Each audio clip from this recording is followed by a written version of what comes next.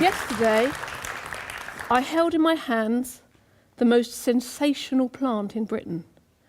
It is the only one of its kind. Nothing of its sort has ever been seen in the country before.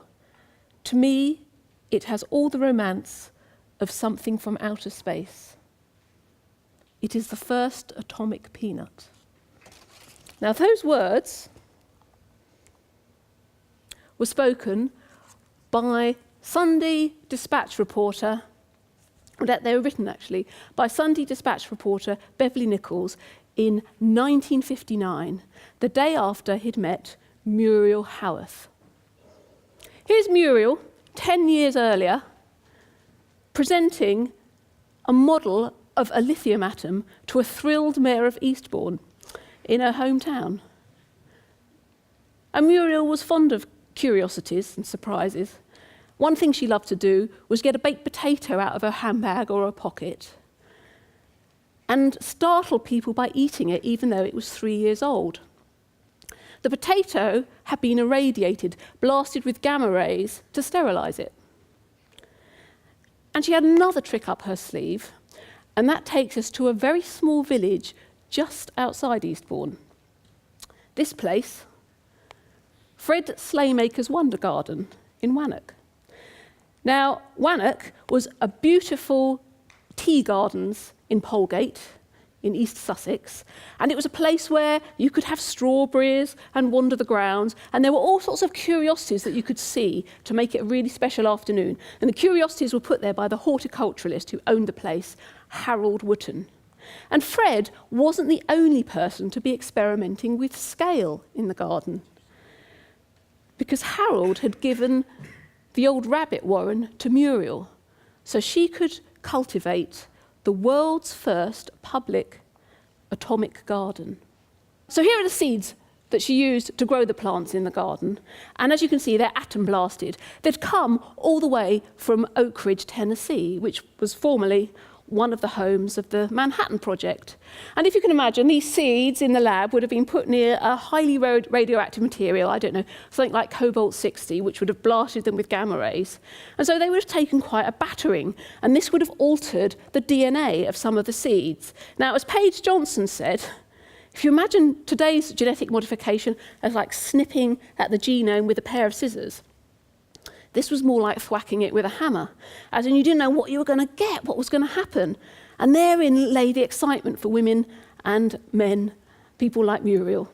Because some seeds might not have had any alteration at all to their DNA. Some might have been so badly damaged they never thrive. Some might grow into peculiar shapes or peculiar colours. But perhaps 1 in a million or a billion of these seeds would produce the golden mutant, the thing that she craved, the giant mutant fruit or vegetable that could end world hunger.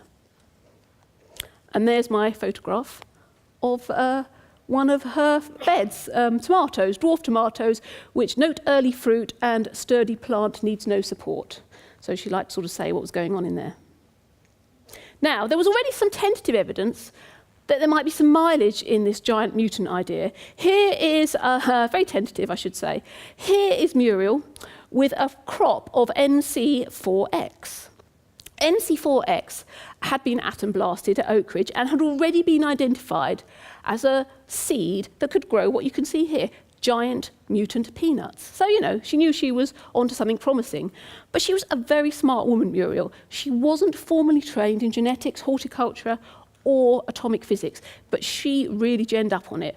And she realised that in order to have the slightest chance of success finding her giant mutant, she needed to think big. So she set up the world's first atomic gardening society. And it ran in the UK, and she tried to enrol thousands of people, but she got a few hundred, and it was a brilliant idea. You signed up, you ordered your seeds from her husband, the major, your atom-blasted seeds, and with them would come an occasional digest from Muriel and sort of wonderful primers on atomic physics and plant breeding and so on. And Muriel was fearless. She would write to people like Albert Einstein to get them to support the scheme, and Einstein, to his credit, actually said yes, he'd be happy to be a patron. And so she went on. So here we are, a woman from Eastbourne doing crowdsourcing and big data 50 years ago, all by post. What an amazing woman. And not only that, she was very open about her methods. She wrote this book, Atomic Gardening for the Layman, so anybody who wanted to become an atomic gardener and help her in this search, this crowdsourcing effort to find the giant mutant that could feed us all, any of them could join in. And in fact, the quote that I read from you was from Atomic Gardening from the Layman, and because she was very proud of the things that the papers reported about her peanuts. And in fact, to encourage her members, she actually set up the Muriel Howorth Peanut Prize, which would be awarded yearly to the person that came up with the most exciting and promising mutant. Now, I'm sure you can see why I'm fascinated, and I have a great admiration for a woman like Muriel, because she's a visionary, she's a doer, she's a pioneer, she's all those wonderful things. But also, to some extent, she's trapped in the thinking of her age, because there was Muriel, wasn't that long after the Second World War. She'd seen the privations of the war itself and of rationing. She knew what hunger meant.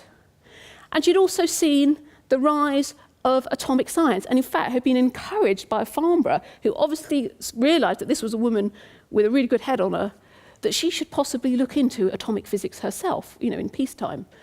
And so it's not surprising that she put the two together and thought, well, there's not enough food in the world, let's use atomic physics and grow bigger vegetables.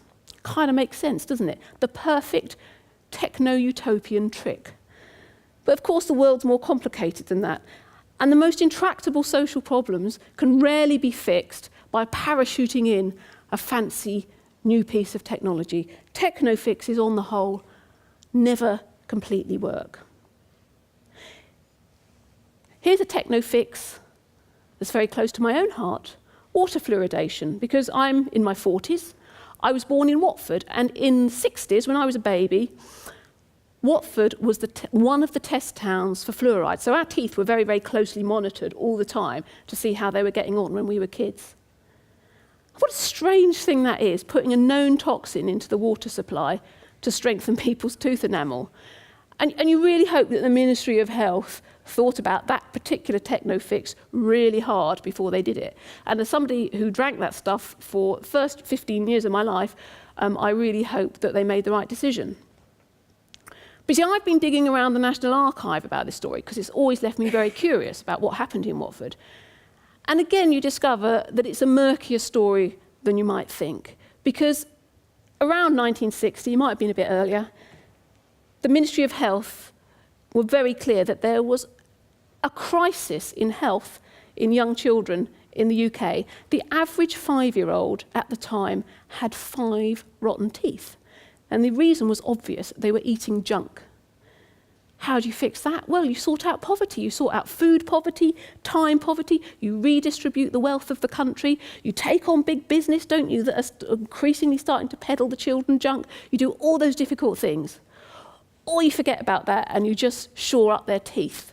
And of course that's what they did, and you can't blame them for doing it because at least they could do something. And so here I am in my 40s, the first generation in my family to say, I'm in my 40s, I've got all my own teeth.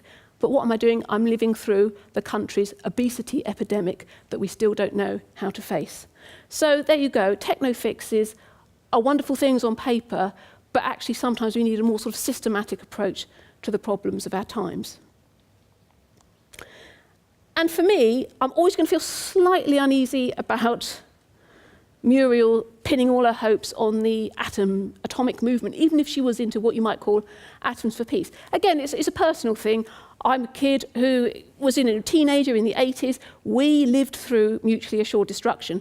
And if you're under 30, just to get an idea of what a palpable thing that was, in the playground, seriously, you didn't just talk about who you're going to kiss. It was normal conversation to say, when the 4-minute warning happens, which house are you going to run to and who are you going to kiss? And, are you going to get to David Bowie's house and all that sort of rubbish that kids would talk about? But nevertheless, you just talked about it like it was going to happen. I didn't think I was going to be here today. And yes, we understood that there were peaceful uses of the atom, but even those were slightly complex, weren't there? I mean, we'd seen the history of what happened at Windscale, the leaks. And of course, we saw Chernobyl. And even these ostensibly peaceful uses of the atom.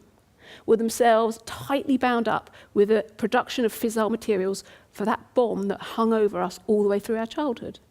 So I admire Muriel's stance on atoms for peace, but at the same time, I still find it jars with me. There's always a slight uneasiness. But she was part of the Atoms for Peace movement, and not just a sort of somebody who joined it. She was somebody who spearheaded it. I mean, way before Eisenhower even used such an expression, Muriel was out there, probably about 1949 when I saw it in the British Library. Muriel was out there in the Waldorf Club in London, dancing her atomic ballet, Isotopia. And in it, it actually reminded me of the thing we saw just before lunch. She had women gyrating around the stage as protons and neutrons, and she had somebody feeding a cow, for some reason, we're never quite sure, a radioactive lunch. This was outreach, again. She was really ahead of her time. This was outreach in the late 1940s. Now, Muriel reminds me of somebody else who I'm a great admirer of, the women of the Electrical Association for Women. Very briefly, in the 1930s, they pinned their hopes on another techno-fix, electricity. They built an all-electric house with all sorts of wonders in it, including things like the Thor electric servant that was a food mixer that doubled as a washing machine, to show what electric servants could offer you. They taught women really useful things like the principles of electricity, and very importantly, sold tea towels on how to wire a plug. And they were visionaries. They imagined things like these rational kitchens of the future with women in unrestricted clothing looking after electrical machines. Theirs, of course, was the techno-fix for emancipation. They genuinely thought that if you put electricity in the home, these domestic servants could free women of drudgery so they could go out and go to the club or to Parliament. But of course, it's not that simple, is it? Because I don't think you could say that the distribution of wealth between the sexes has gone hand in hand with the electrification. So it is never that simple. But nevertheless, I would say the Electrical Association for Women were highly influential because they did understand the need for a systematic approach, a system attacking the system from all angles. So one of the things they did early on, this is in the 30s, they realised that in order to emancipate women through electricity, they had to be able to afford it. So they really campaigned for cheap electricity tariffs and things like hire purchase of ovens and things like that. And then post-war, they managed to get into the committee rooms, those all-important committee rooms, when the kitchens were going into those early council houses, and they made sure that they were designed on their futuristic, rational lines. So what about Muriel? Well, very briefly, it's hard to say what her influence was. I mean, she got a little bit tetchy about the people that were looking at chemical means of manipulating the genome, because she thought that her atom blasting was the thing to do. And unfortunately, history wasn't on her side there. Although I have to say, possibly it might be in the not too distant future. Here's a scheme that Muriel was really keen to try, but couldn't afford to do. Very briefly, we have some cobalt-60 here in a garden that, very toxic this, you wouldn't want this next door. Cobalt-60 in a garden that was continually bathing the plants around it in gamma rays, and then when she would garden, it would go into that concrete sarcophagus, so in theory, she could safely garden. And actually that idea has had a bit of a resurgence, because we can do genetic analysis so fast now. People are creating things like cobalt-60 gardens, and just seeing what comes out in the wash, because they can analyse it really quickly. So I always think about Muriel. Muriel, if you were here now, I think you'd be pleased to see that. I think you'd be pleased to see that your ideas are continuing to flourish. But at the same time, when I think about Muriel, because I'm an engineer, when I think about Muriel and I think about the women in the Electrical Association, I think, isn't it sad that they had to talk about the domestic uses and it's about gardens and it was about domestic appliances. That is how they slipped under the radar and managed to express themselves in this domain. And I think, my God, Muriel, she was doing big science and they didn't even let her have the keys to the lab. Thankfully, her ideas are flourishing, but I just think how much further all our ideas would flourish if they'd let her in. Thank you.